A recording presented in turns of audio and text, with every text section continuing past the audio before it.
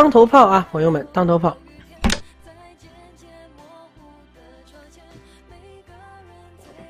跳马，那咱就马二进3，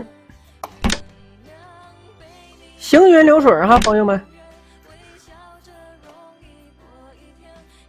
对方候补猎炮，朋友们啊，今天咱给大家讲一个我自己来说应对这个候补猎炮的一个绝招吧，朋友们啊，给大家讲一下技巧。如果说下这盘大家想听的话，咱也可以给大家这个详细的复盘也行啊。这个棋呢，有很多种走法，当然每个棋手呢应对这个布局喜欢的走法是不一样的。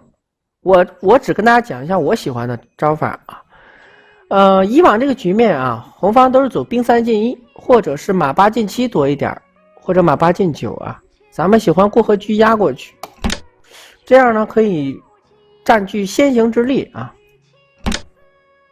他跳马，朋友们，这个棋呢跳马也是对咱的一种考验啊。这个棋呢，咱们正招走啥呢？跳马咱们先走巡河炮啊，这招棋很关键啊。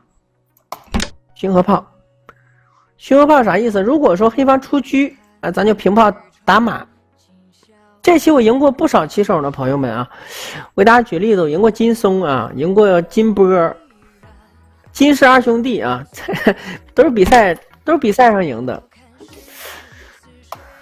他卒棋进1哈，卒棋进1呢，这个棋咱们不着急啊，因为压马的话，黑方马七退5了啊，马回窝心。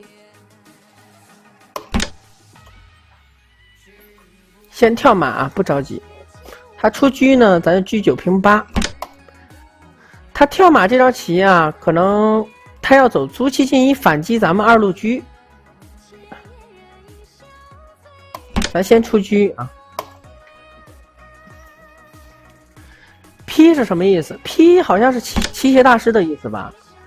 认证棋师啊，应该是认证棋师，棋械大师啊，业余界最高等级。车1平2，那咱炮8平7。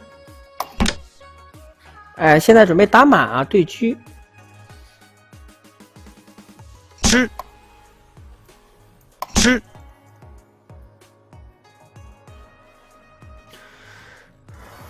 记得加关注啊，老铁们、朋友们啊，咱跟大家预告一下，明天上午啊，咱播不了了。明天上午我得去那个单位训练去了，我们那个全国团体锦标赛要开始了。明天上午咱们先不播啊，到时候我啥时候播呢？我提前在群里跟棋友们、老铁们说啊。估计好像咱到时候得看看晚上播吧，如果晚上有时间的话。上午因为有训练嘛，训练一上午，下棋一下一上午，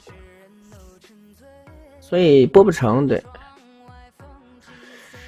他跳马踹兵这个棋应该是漏招，打马丢子了啊，他不敢打丢车。踹炮的话飞掉，这个棋11回合就把棋走输了，朋友们，丢子了啊。还可以吧，朋友们哈。这个开局是不是还可以，朋友们？这里。